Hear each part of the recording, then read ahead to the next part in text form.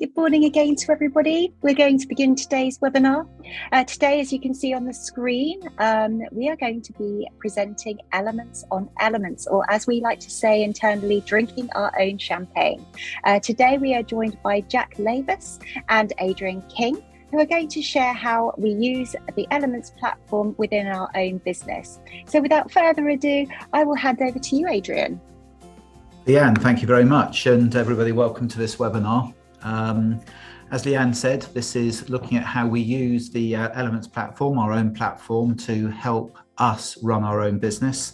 We're splitting this into two parts. Myself, as COO, I'm going to be talking about the business drivers as a member of the executive team, what I'm looking for when we're thinking about building capability to ensure that we can run the business.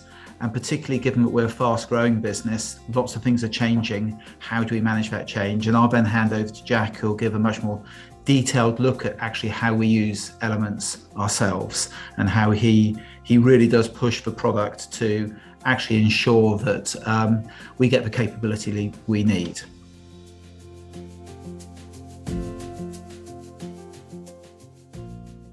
Right at the high level, as COO, I worry really about two things. I worry about, are we building the right things for the business? There's capability that we need as a business to execute, and that capability is evolving all the time as we grow and expand and do more things. And then I worry about, are we building the thing right? So we've actually decided what we need, what's required, and then are we actually able to deliver that? There's actually a third part to it, but it doesn't ring quite so, this is quite catchy, build the right thing, build the thing right. But there's then actually, and then operate it excellently, which is a different set of requirements because it actually throws out things like, are we maintaining, dealing with technical debt? But the thing which really, really exercises me is build the right thing. And as I say here, as CEO, that's what I worry about. I have confidence that as a team, Jack and his team, that we can build the thing right. We've got the technical skills to build things on the Salesforce platform. We use a number of other technologies, but Salesforce is at the heart of our technology landscape. We use an integration technology from Celonis called Make, used to be called Integramat. Some of you may be aware of it. Great piece of integration technology, but reasonably complex and powerful, and then we have a number of other technologies around Salesforce, but we have the skills to use them well, and when we know what we're going to build, I'm very confident we deliver well on that. But the question is, are we building the right thing? And the consequences of not building the right thing are well, actually they're threefold. The first is we could build stuff which isn't actually what the business wants and nobody uses it. That's just a waste of money. The second is we build something which is sort of right-ish, but not quite. And we spend an enormous amount of time, or you can spend an enormous amount of time, iterating your way to the right answer.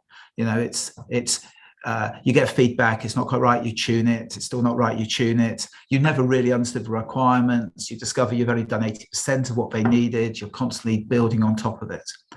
And then the third cost is the lost opportunity cost. Because you haven't built the right thing, actually, the business isn't able to operate as well as it should do, compromising the efficiency of the business generally, which in the end probably impacts onto our ability to generate revenue fundamentally. So I really do worry, are we actually building what the business needs at this point in time, and in a way which allows us to actually ensure we're going the right direction for the future? Because as COO, I'm constantly keeping my eye on where I think we probably will be in 12 months' time or 24 months' time as well. I say I have great confidence in the team's ability to build stuff on the technology we've selected. So this is the fundamental, very high-level process that Elements uses to deliver value using Salesforce. At the top of this, there is the activity of ensure you build the right thing. Basically around conducting the business analysis to really understand what the business needs. And inputs come from strategic and project-based change drivers. These are the These are the things which come because we have consciously decided as an executive team or particular areas of the business that we need to do stuff differently. But we also get changes coming in bottom up from within the business. Bits of feedback from the users that something isn't quite working right, this process needs to be tuned. But we could also get technical change drivers coming out of operating in the landscape where we need to actually sort out some technical debt. Or as anybody in the Salesforce ecosystem knows, recently we've actually replaced all our process builders with flows due to a Salesforce change in technology landscape. So there are a number of things which drive us to ensure that the inputs to build the right thing. We then need to ensure that you build the thing right. So that's I'm going to call it the traditional build and deploy solutions activities. Configuring Salesforce, building integrations, making changes to other systems, basically delivering a working solution to support the problem that we have identified and fully understood. And then in box 4, we have operate and maintain the technology landscape. And I alluded to that a couple of slides ago about, as well as making sure you're building the right thing and build it right, you actually have to run the landscape, and changes occur in the technology. You've actually got to monitor, understand what's happening. So Elements sits in the middle of all of this. Elements is our knowledge repository. It's the wisdom we have about our landscape, the changes we've already done, the things we want to do, the way we've configured Salesforce, pulling that all together such that we can actually make intelligent decisions about the changes we want to make. And that's really what Elements does for us. Elements is that change intelligence platform. And I do think the words are really important. We want to make changes to support the business goals in an intelligent fashion, such that we can actually get to the right outcome as quickly and cheaply as possible. It's very important that you actually design the process to build the right thing. It doesn't just happen by accident. And I know, talking to people out in the ecosystem and my many decades of experience, that every process that people use to build systems is suboptimal. We can always do stuff better. It's just that suboptimal might be minorly suboptimal, or it could be catastrophically suboptimal in some cases. And I have seen some pretty catastrophically bad ways of building software where there is no systematic way of understanding, are we building the right things? So it actually requires you to design the process consciously that you're going to go through to actually make sure that what you ask the engineering groups, the development groups, the developers to build are things which are important to the business and properly understood. And then you need to be continually improving that process. And as I said, every process is actually suboptimal. You may not know where it's not optimal, but there's always opportunity to improve the process. Technology changes to support it. You become more mature. There's more complexity in your landscape. You move from being a small team to a middle-sized team to a large team, which requires you to operate in different ways. This is this requires continual focus on, are we doing the right things to build the thing right? To build the right thing and then build it right. I cannot stress enough that you need to consciously think about how you go about this. So I want to briefly talk about, very high level, how I think about this and how do we go about delivering a well-architected org. I think that one of the great things that Salesforce is doing is focusing more on architecture. And I see architecture as basically, what do you have to do to get from a business wish, something the business wishes to do, through to actually it working and supporting the business. And from my point of view, the first part of that, which is building the right thing, there is, how do you go from a business wish list? And I use that term very specifically because I have really yet to ever come across a business giving you anything other than, they don't give you requirements, they give you wishes. the wishes have to be there. You have to dive into those wishes to really understand what is really required. But how do you go from a wish list to a properly scoped set of changes which you can now go and build? And that question mark is quite complex. So I'm also going to just say that there is a word which makes me shiver when I hear it in a conversation. It goes, a business user comes and goes, could you just do X, Y, Z for me? And well, normally it's could you just do X, because they're very focused on something. It's the most dangerous word for an org, because Salesforce makes it far too easy to go, yeah, of course I can do X for you.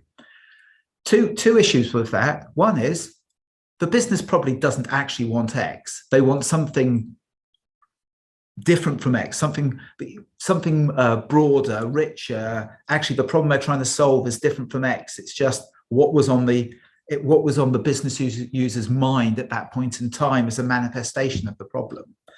But the other consequence of it, if you just go and implement X, the consequences of that, if you don't understand the impact on the org, can be catastrophic. Just adding a pick list value to a field can destroy flows, Apex code, reports which impact a critical dashboard. Just is an incredibly dangerous word. So that wish list normally starts with somebody just saying, could you just do something for me? We need to actually ensure and insulate ourselves from that word. So I'm going to talk about a very simplified high-level analysis process that we go through, which is how do we get a wish list to a scope set of stories? So the first thing we try and do is we use the 5 whys technique to get to the real issues and goals. And as any of the business users and Elements will know, Jack is extremely good at basically going, so why do you need this?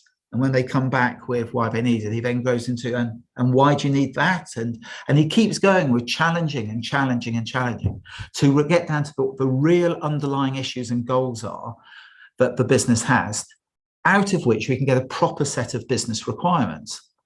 The interesting thing about this is that quite often, as you drill down, you discover that potentially the systems are already there to support what they want to do. They just didn't know that the capability existed. And they came up with a solution to a point problem, but the real problem they had was already solved. They just didn't know how to do it. That, by the way, is the cheapest change to the business, which is actually to use what you already have. So you've now got a set of business requirements. The next thing we need to do is to build the target, the to-be operating model, so we can fully understand that if we're going to support these goals, what the business needs, how are we now going to have to operate? What are the new business processes that we're going to have to run? What activities are users going to now do in the business to get the outcomes you want? And what is the data that is going to need to support those processes? So at the very least, there are other artifacts that we need to produce here potentially, depending on the complexity. But the two which are absolutely fundamental are the end-to-end process and the ERD. Now, the interesting thing is, as soon as we're doing that modeling and we're really trying to understand, we identify issues for requirements. We go back and challenge the business users, go, actually, this process, is this really how you want to operate? It's really interesting as you go through this. It is very iterative. Okay, every step is fundamental. If you have to do each of these steps if you're going to get the right outcome. But I think that this one is quite profound, which is once you understand the process, we actually walk through every activity in the process to go, to execute this process, do we actually have to change our technology and what we do today? We're actually working out the gap between today and where we wish to be. And those identify the user stories, the work items of what we've got to do. And, we might have 90 activities in our process, of which 18 require a change. Most of the process hasn't changed, but these 18 require some changes for us to be able to ensure that we're actually going to deliver a business which now works in the way we want it to deliver the outcomes. And the point about this is you actually get a complete and coherent set of stories that are required if you implement them, the business will now be able to operate the way you want it to operate to achieve the goals you set yourself. And clearly, drawing this, and we quite find, as we do that, we'll go, oh, blimey, that throws up. Is that really what we need? Is that really what the business needs? So again, it's iterative back to potentially is the operating model complete, which again might throw up issues with the requirements. This is not linear. As we go through, we're constantly identifying, challenging, going back. Once we've got a complete set of stories, we then need to understand and assess the impact and risk of every story. You know, as I said about a pick list value could have an enormous impact on the stability of the system. But interestingly, changing this bit of Salesforce to support this process, this bit of Salesforce may underpin 2 other processes in the business. And by changing it, you could break the way other bits of the business work. So it isn't just about assessing the impact on the technology. It could be assessing the impact on actually how other bits of the business work, which could have regulatory impact. You know, you could actually break your compliance in other bits of the business. And you also want to understand how risky this change is going to be. You might decide that, yep, this would be great to have, but the risk of implementing this is so high, it's not worth the cost or potential return from it. So it's really important that you've now got this set of work you want to do, but should you do it? And what is the scope of the change? Because you may, as you start to do that, realize that there are actually a bunch of that the story is more complex than you thought to implement. And we have had situations where we've gone back to the business and gone, this is actually far more complex to change than we thought it might be. Should we still do this, given the cost is now much higher than we expected? Fundamentally, if we run these 4 activities, and it is much more complex than this in terms of understanding the, doing the analysis. But if you run these 4 sets, you will end up with a properly scoped set of changes to actually support what the business is trying to achieve. So I'm going to come back to, this may sound like it takes a lot of time and effort, and it does take some work. But the reality is, when we started doing this to ourselves properly, we were building the right thing. We were then building the thing right first time. And consequently, the entire process of delivering time to value was significantly faster. If you do the planning up front, if you understand, you get to the end result faster. It may not feel like it right at the beginning, but I can assure you, faster is actually the outcome from this. Right, at this point, I'm going to hand over to Jack, who's actually going to show you the reality of this for us. Okay, thanks, Adrian. So I'm going to take you through the practical demo of the product to show you how we use it internally at Elements. I do want to express, Adrian going on there about build the right thing, build the thing right, faster, etc. What we're doing isn't easy. We're still learning as we go, but I want to take you through some of the best practices that I would advise you to do during a Salesforce implementation. So what you can see on screen at the moment is our operational process that we run internally at Elements, again, mapped using the Elements software. This is basically a deeper dive into those 4 boxes that Adrian just took you through. I'm not going to go through granularly, I'll go through over the top. So basically, we engage with business to capture improvement opportunities. That can be through feedback straight into Elements, which I'll take you through later on, but also meetings with stakeholders. So stakeholders coming to myself saying, look, Jack, it'd be great if we'd be able to do this or implement a particular feature inside Salesforce. Once we've engaged, we start to do the analysis. So again, the ERD that Adrian spoke about, as well as the end-to-end and your operational processes. 4, we design the changes to support actually what the business needs. So during that design, we understand what the business needs, not what they want. So we start to think about, okay, so how can we actually build something to suit what we need, so be it flow, process builders, even down to page layout design. So how can our users actually see the information they require quicker? Once we designed, obviously we go away and build. And the important thing while we're building is we're actually documenting as we're building as well. So we're documenting what we're doing while we're building it. So you don't have to go back and document. You're capturing your documentation at the time you're building, because if the build or the project takes, say, 6 weeks, for example, You want to capture documentation there and then. 6 weeks time, you might not remember what you've done. Once we've built, we've documented, we're then ready to deploy. So we deploy changes to both the process maps as well as the system, so the change sets or inside Salesforce. And again, once we've done that, we start to actually operate and monitor the processes and systems. So are our end users actually using what we built them? And it's a circular process. So how well is Salesforce actually being used? Again, as part of the adoption, end users can leave us feedback, give us ideas. And again, we start the process again. So this is a complete loop all the way through. In terms of the inputs, so as I mentioned, we've got 2 inputs. So an end user can leave myself and Rory, our admin, feedback using some purple eyes in Salesforce that come straight into Elements, which I'll show you shortly. And again, meetings with stakeholders. Now, the difference between the 2 inputs can be quite stark. So what I've found is feedback being raised by end users tends to be more tactical. So again, as Adrian said, it's things like, Jack, I'd love a new pick list value, or it would be great to have this new field on the opportunity so that I can do X, for example. When stakeholders come to me, be it through engagement in the office or through video calls, I tend to run monthly calls with particular stakeholders to see how they're using our Salesforce org. That's when strategic ideas are born. So a good example of that is 3 or 4 months ago, I had a sit-down conversation with Adrian and Richard, who's our CRO, and we wanted to implement a commission management system inside Salesforce. So our finance guys can see dashboards around commissions. End users, the sales guys can see how much commissions they're earning.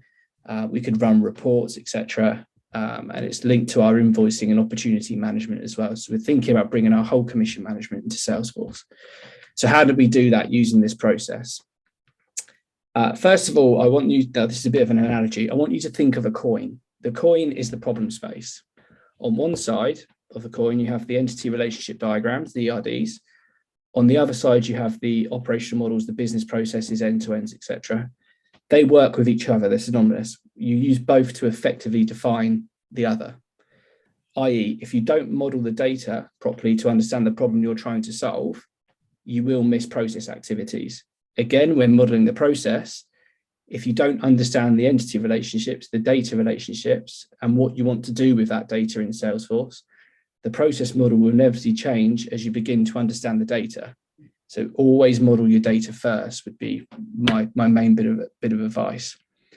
Coming back to the commission management stuff, so ERD, this is the entity relationship diagram we created for the commission management project. So we sat down and we mapped out, okay, so what objects are being affected? What new objects do we need to be created? What are the relationships between those objects? Do we need particular fields on a team member, for example? So we wanted to know if a sales user is a non-commissionable user or if they're a commissionable user on the team member object. We also wanted to have, for example, create commission statements from Salesforce. So we have a commission statement object. How do we actually populate that statement? Okay, so we need commission line items that are created when an opportunity is closed. So straight away, we're starting to get an idea of the data we actually need inside the org to fulfill the business need. Once we've mapped the ERD, we have a good understanding of how we want the data to work. We start to build the end-to-end. I'm going to zoom in slightly. This is taking you basically from the creation of an opportunity and assigning it to a sales team. So when the sales guys create an opportunity, they're assigned to the North American sales team, for example. So we know where the commission needs to be paid when that opportunity is closed. Opportunity closes, we assign commissionable employees to the opportunity. We check if the opportunity is a partner, because again, we can pay commissions to partners depending on the negotiations when the opportunity is being created. We then start to create commission line items. We update the commission line item values. We create commission line items, calculate at 50%. So when we're going through this end to end, it's almost a literal example of, okay, so what do we do next? Oh, and then what happens? So we've built effectively a happy path through the process. So end to end, we then start to think, oh, what could happen if we do it this way? Or what happens, for example, with currency conversions? How are we going to manage currency conversions? Because the exchange rates update nightly, for example. So we've got a red arrow going in here. This is a bit of automation. Again, a red arrow in there, automation. So when we're building the end-to-end, if we understand the data model, we're starting to look at what automations can we provide, again, to get to that business need. Finally, we generate the commission statements. Again, going back to the ERD, we have that commission statement object linked to the line items, linked to the opportunity. So in theory, if we have this mapped with the automations, etc., all built, we're starting to think about, we're building the right thing. We're meeting that need of our stakeholder. Now, once we've got the operating model, so we've done the ERD and we've done the end-to-end, we need to start creating stories. So how are we actually going to build this? Per activity, again, if you get your process right, your activity is basically the birthplace of a story. So you'll notice we've got stories here mapped to the first activity. So if you're creating an opportunity and assigning a sales team, these are 2 stories. These are 2 tasks that we need to develop in terms of build something in Salesforce to support that particular activity. Once you start doing that through the process, so you'll notice again, we've got stories in all of these activities. That one's quite a big one. Mapping your stories, again, you're actually, when you're doing this, suddenly you might actually be building the thing right. So your ERD and your end-to-end, make sure you're building the right thing. When you start creating your stories and start thinking about metadata you need in order to make sure these activities effectively come to life, you're building the thing right. That's a look at the strategic changes. In terms of tactical changes, which admins come across every single day, I'm going to take you through an example that Adrian came to quite a lot when he was talking around a pick list value. So the common misconception is, oh, all we need to do is add a pick list value. There's absolutely no risk to the org. I'm adding a value to a list of other values, so my end users can choose that value on a record. Really simple. How this is born in terms of coming back to the process around that first input. So the end users are going to leave me feedback. So if I go into Salesforce here, you'll notice that we've overlaid the Salesforce help with a purple eye. What that allows an end user to do is see documentation that we've documented against the opportunity object. Again, 9 times out of 10, this is when we're building or changing something on the opportunity, we add this documentation. But an end user can leave me feedback. So say, for example, if I say, @Jack, please add another stage. If I could type, please add another stage. Hit post. What that will do is it will come into the Elements UI here. If I hit refresh, there is that piece of feedback left by myself. Now, what I would do here is I'd respond to the end user basically saying, sure, let me take a quick look at dependencies, etc. What am I actually starting to work with? So I can get an idea of risk, where I need to build it. Do I need to do this change in the sandbox, or is this really simple straight into production? So I've left my response to the end user. They know what's happening with regards to what I need to change or where I am with this particular change. Adrian mentioned the 5 whys. This particular occasion, I would go through a 5 why process. Why do you need to add another stage? To mark an opportunity of a stage value. Why do you need that particular stage value at this percentage for forecasting, for example? So I would go through that process in this particular example. So I look at the org model. So this is a ladder view of all of the metadata inside Salesforce that we can get during a sync, be it nightly, be it daily, be it hourly, for example. I've gone into the opportunity and I'm looking at the stage field here. So my end user wants to add a new stage. Sounds really simple, right? First thing I'm going to do is I'm going to look at the usage.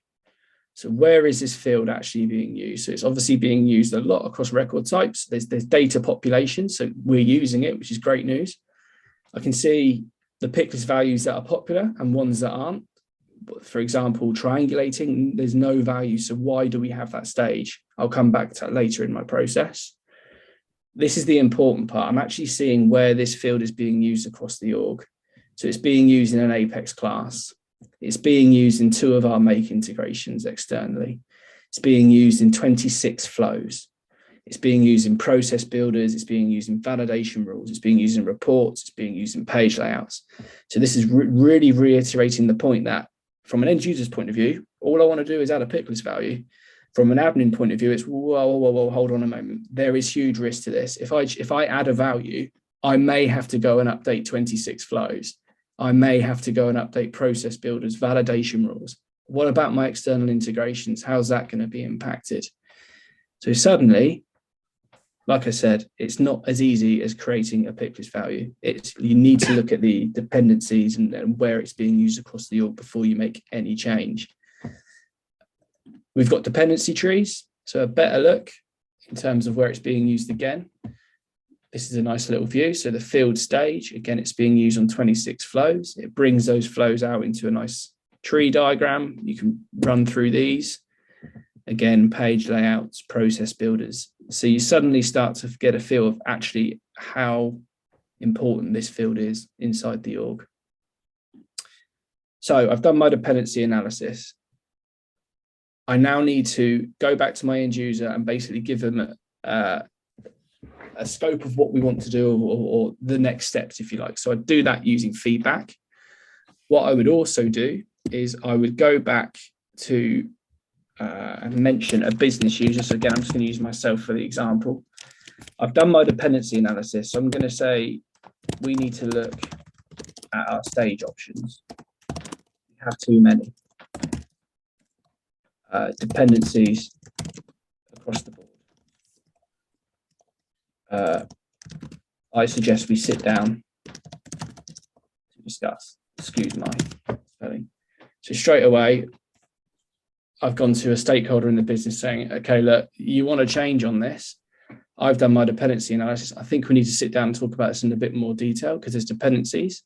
There could also be too many stage values, too many pick list values. Again, as an analyst, you can make that assumption.